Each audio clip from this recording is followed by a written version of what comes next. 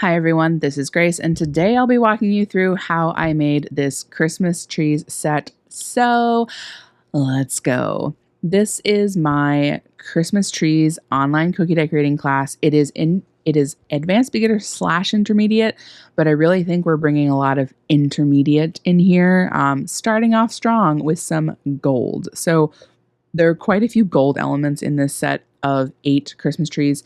In fact, I think every cookie except for one has gold on it. We're doing this cutout effect on this first one, and you could cover that cutout in icing and then paint it, or even cover it in icing and not paint it if you don't want to use gold.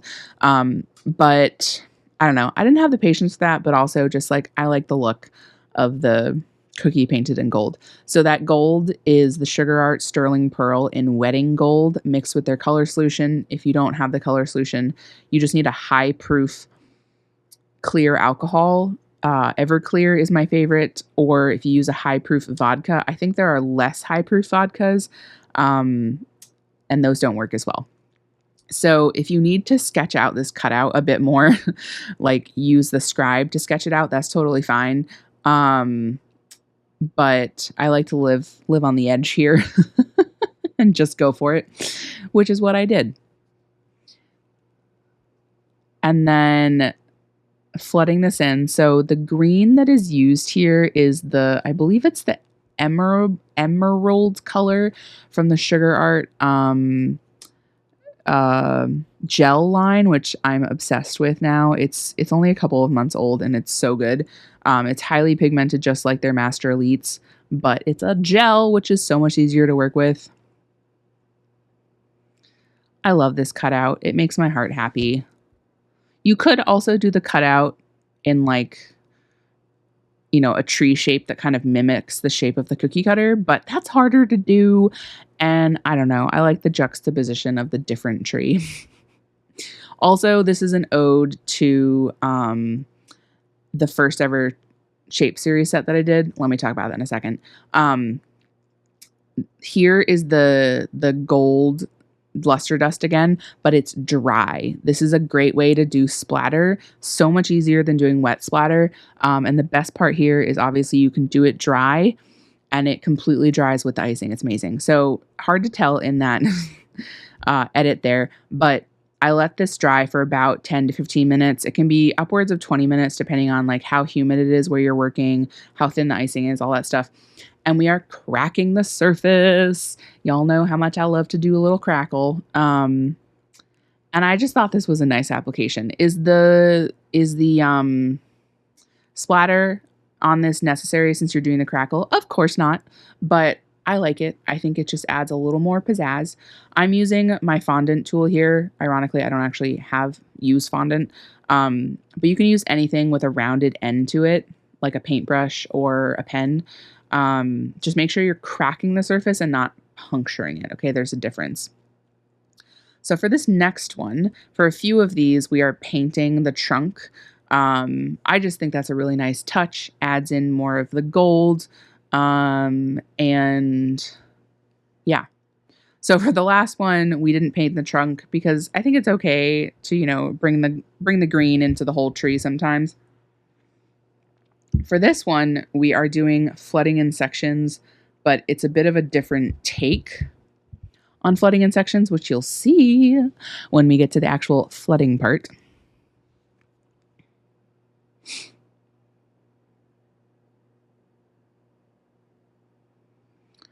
First one, normal. Now, typically when you flood in sections, you can do like the first and third section and then do the second one, the one in the middle.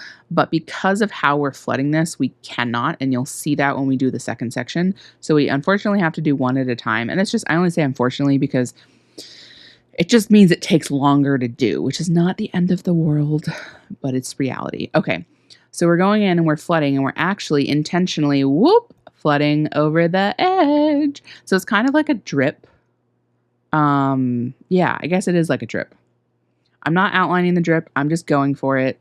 I find the success to drips is you need to make them a little bit skinnier than you think they should when you first pipe them, because they're going to kind of spread out naturally.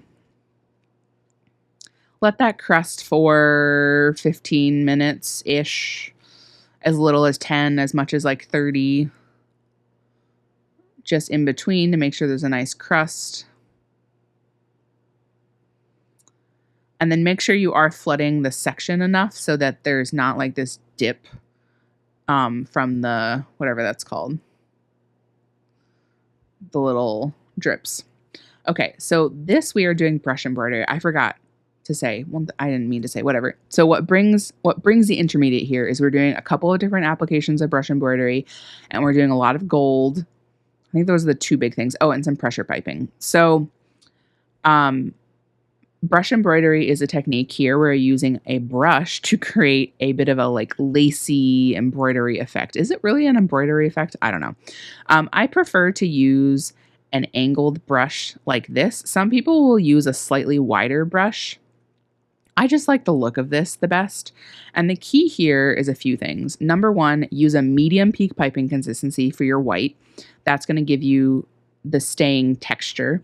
Number two is to use a damp brush, not a wet brush, a damp brush.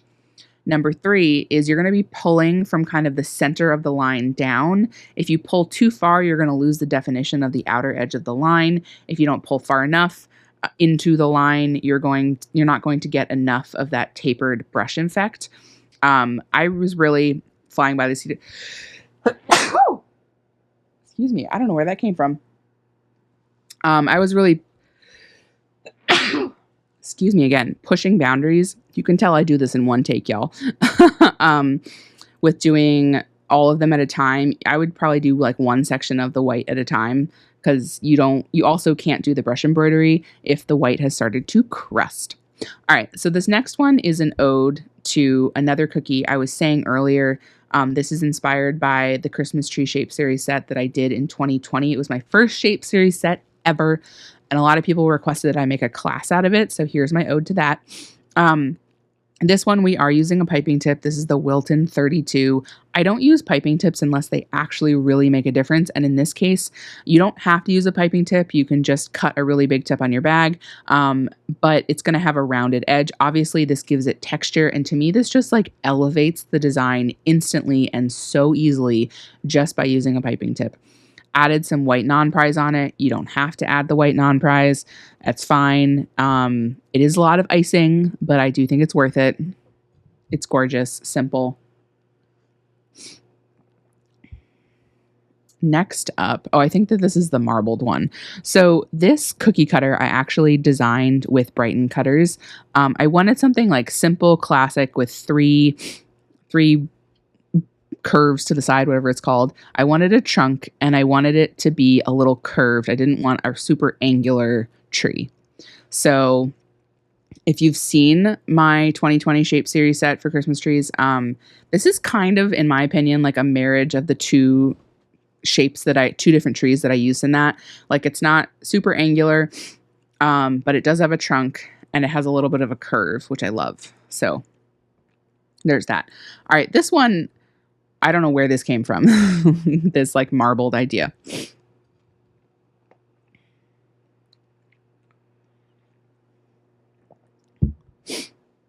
So I think it's great to start with just big chunks of the color. I feel like that works the best.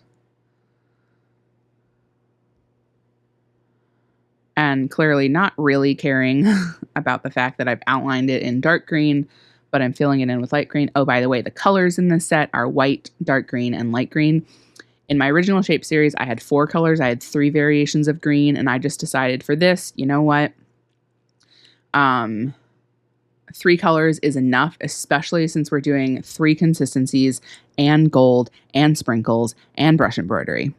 So again, we're doing that dry gold splatter. You want to have 2 different brushes, one for the dry splatter and one for painting. And then take your scribe and just have at it. You want to make it look messy.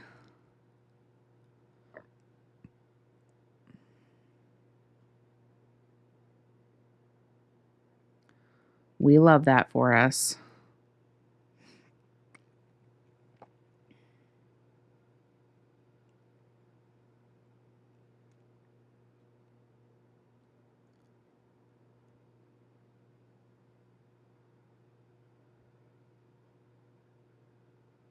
Gorgeous. The messier, the better. Obviously, you need to work pretty quickly because if it starts to crust, ship has sailed.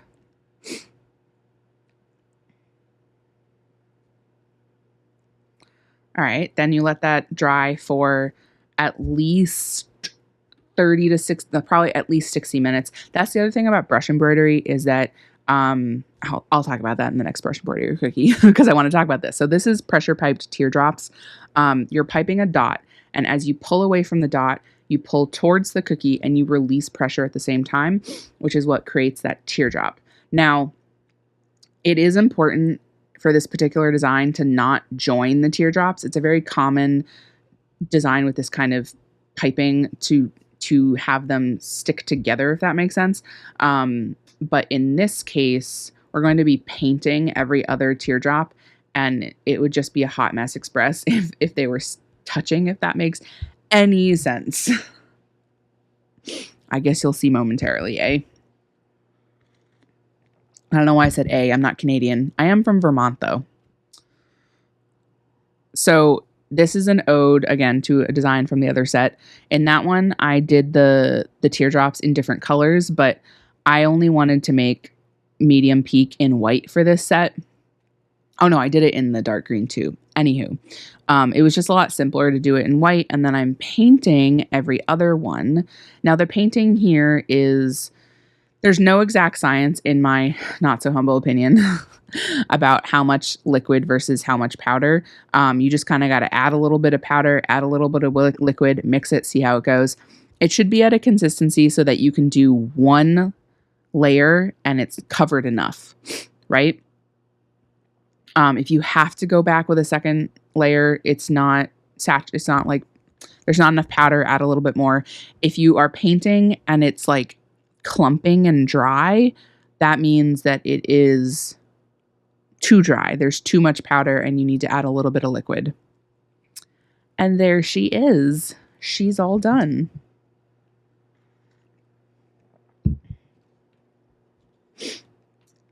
All right, the next one I'm calling the realistic tree. I know, my name's whatever. This is the only tree in the set that does not use the gold. So do with that as you wish. Now, in the workbook for this class, I do talk about alternative, like if you don't want to use that gold, that's totally fine. And I give alternative options for each design that uses the gold about what you can do instead. Because I know a lot of people really wanted the gold here, and I don't use luster dust in a lot of my classes. But I also know a lot of people feel strongly about not having to use the gold because they don't want to buy it, et cetera, because it's not just the gold. It's the powder. It's the liquid. I also keep mine in a tiny little container so that I can reuse it. It's the paintbrushes that you need.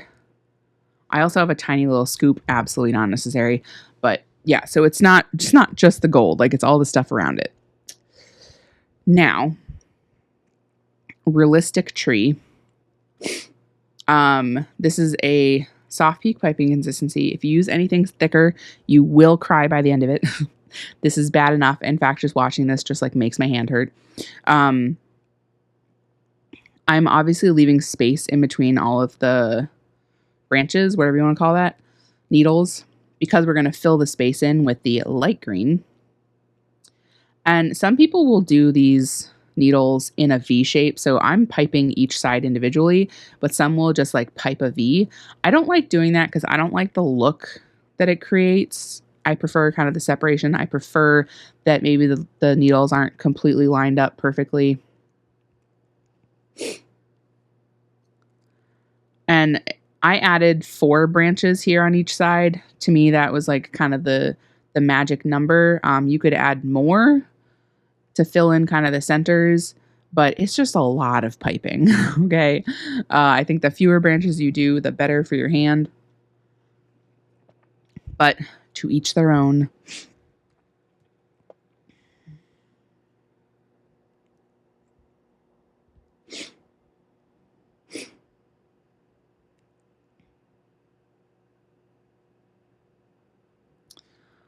What else can I say here? I don't know. So I don't know. When I come up with these classes, especially these one shapes, I usually try to do a good balance of like half of them look realistic and half of them are I was going to say artistic. They're all artistic. Half of them are more abstract concepts. This is my ode to the realistic. I don't tend to do as much realistic generally speaking in my designs unless anyway, I don't know where I'm talking. All right, so you can't tell here, but you need to let this dry for at least an hour or two because you want to make sure that the green is completely dry before you go in with the snow. I contemplated just leaving the snow with the white icing, but I ultimately decided that it looked a lot better with the sanding sugar, which I'm about to show you.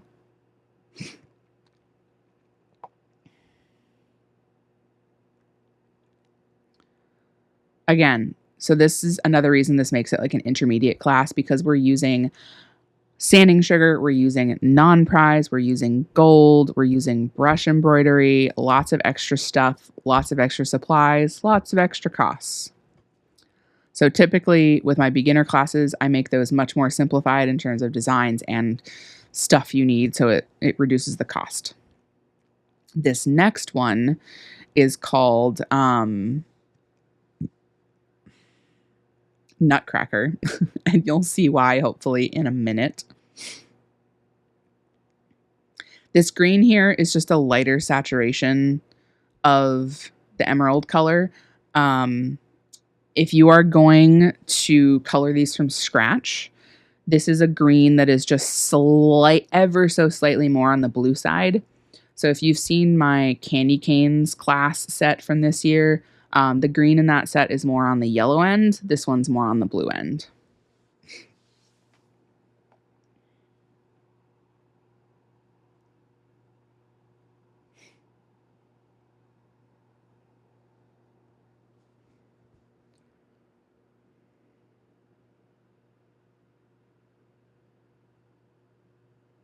I'm obviously very methodical in how I flood.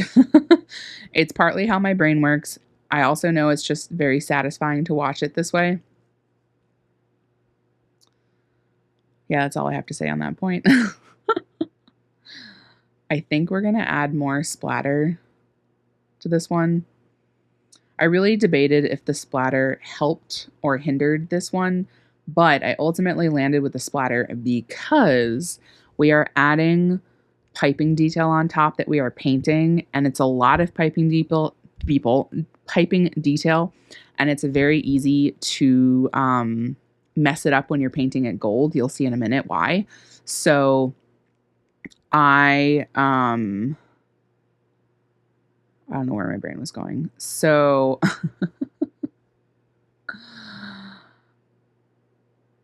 yeah.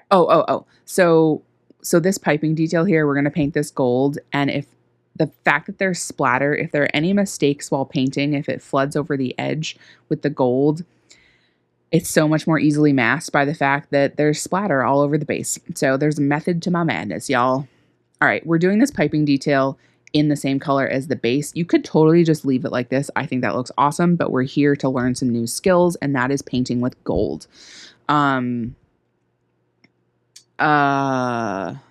Right. So I like, when I'm doing details like this, I like to pipe in the same color as the flood because if you don't paint. Oh, you see that mistake right there that I just did? It's very easy to put too much liquid on the edge of your gold or edge of your paintbrush. And if you put too much, the second it hits the piping, it will just spread out, and it is like impossible to clean this gold off. So I just don't even try at this point. Anywho, I like to do the same color as the base because then if you don't perfectly paint the piping, which chances are you're not going to, it doesn't matter because it's the same color as the base. So it just like blends in, if that makes sense.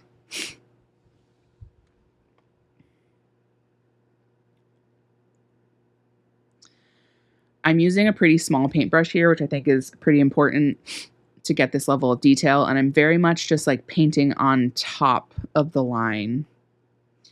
Again, if you have good coverage here, you should be able to do just one coat. This will also help with reducing the amount of transfer of that gold onto like the bags.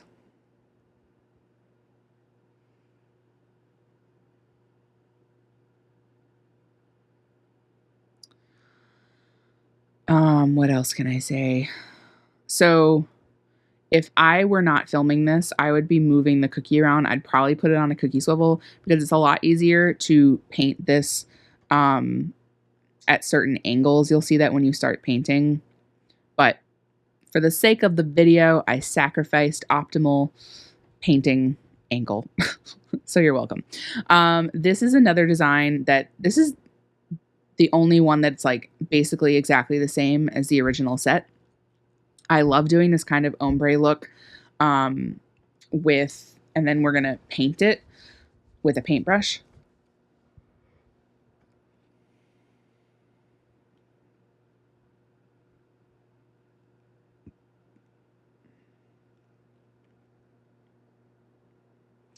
So this is when I pretty quickly realized that I have too much icing. I used medium. No, what did I use here? Well, the white is medium peak because no, is it medium peak? No, sorry. This whole thing is soft peak. I think. No, I'm sorry. Okay, the white is medium peak because that's the only consistency I made the white in. And then the other two greens are soft peak. You can really use either. If you're going to use medium peak, I would just do one color at a time because it's going to start to crust pretty quickly and then you can't paint it on like this. You want to use a damp brush. You want to use something that's somewhat wide. This is the same brush or the same size brush that I used for the brush embroidery.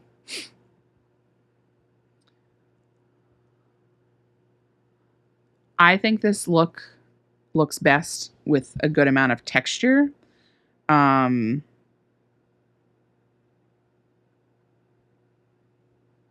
guess that's just my personal opinion.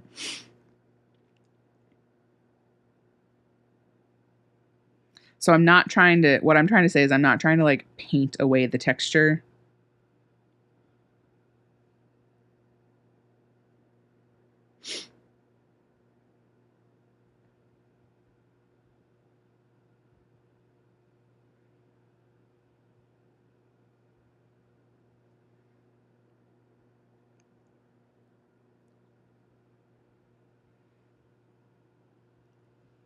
And then what's different about this one is that the set one from 3 years ago, I covered it in edible glitter. This time we are painting some gold streaks, which I'm all about. Et voila. Easy peasy lemon squeezy. It's very rare with royal icing to find a design that can be done in one go. So I love that. This might be the last one. Oh, is this the last one? I think it is. Yeah. This is the brush embroidery one. So the very bottom here, you're about to see me do. You could just pipe this straight across, but I wanted a little extra femininity to the bottom of my tree. I don't know why I call that femininity, whatever. Just like a nice little curve, a little extra pizzazz. But you don't want to make that curve too big that like a whole bunch of the cookie is exposed. So if it's simpler, just pipe straight across. And this, we're just doing a simple flood. So I often don't let my outlines dry, but generally speaking, especially for beginners, let your outlines dry. It's the fence that's holding everything in. And it's obviously going to be a lot stronger if it is dry. I just love this cookie cutter. Like, I love the simplicity. I love the slight amount of curve.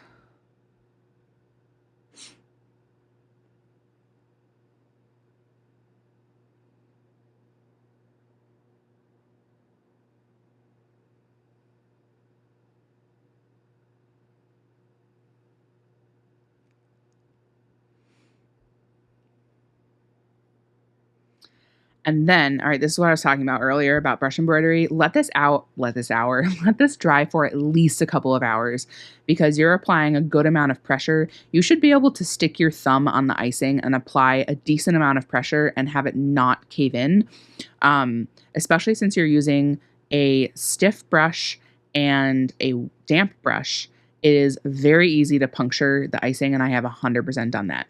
So for this one, this brush embroidery, we're mixing things up a little by doing it two-tone, which I love doing. And what's good about this is that the green is a soft peak, but obviously the white is a medium peak. And like I said before, you're not going to get as much definition if it's a soft peak. So, but my way around this is to use the white as the second color, which is going to give you the definition that you're looking for.